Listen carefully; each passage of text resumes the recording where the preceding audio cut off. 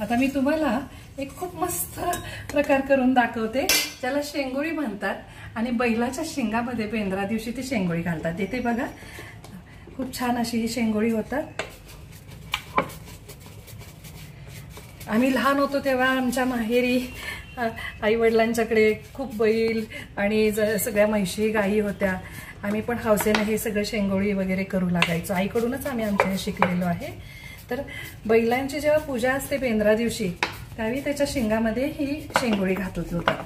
मी तुम्हाला आता एक व्हिडिओसाठी एक पटकन करून दाखवते आणि खायला पण हे खूप छान वाटतात. हे बघा, हे असं गोल गोल गोल गोल करायचं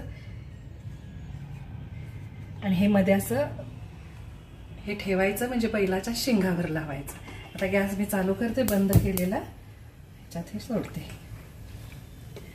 मंदाचेवर ते करायचं असतं. तोपर्यंत मी दुसरं तयार करते. बैलांची जोडी असते, त्यांच्या शिंगातही घालायचं असतं.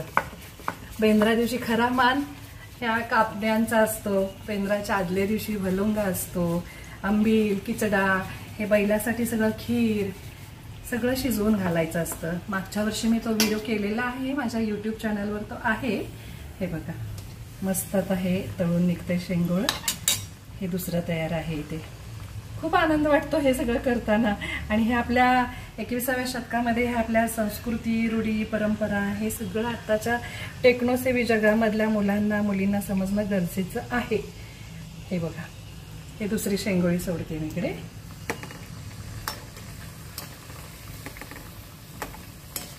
हे छान तळून निघलेलं आहे बघा.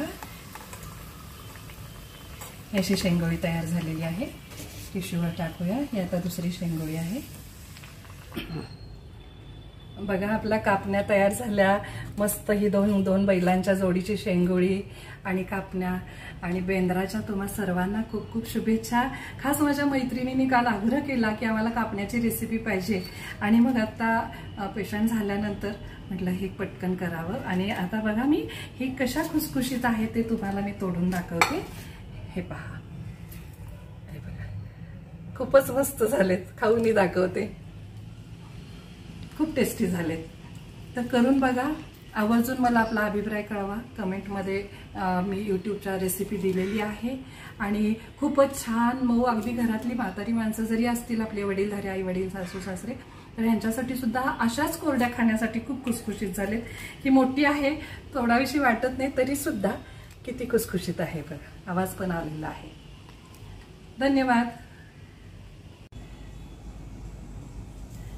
हे बघा आता आपल्या ह्या 2 वाटीच्या अशा बुट्टी भरून झालेल्या आहेत कापण्या. मस्त थोड्या पिवळ्या थोड्या अशा खरपूस अशा दोन्ही पद्धतीनं भाजलेल्या आहेत. आणि खसखशीमुळं किती सुंदर दिसतात आणि क्रंची लागतात खसखशीमुळं.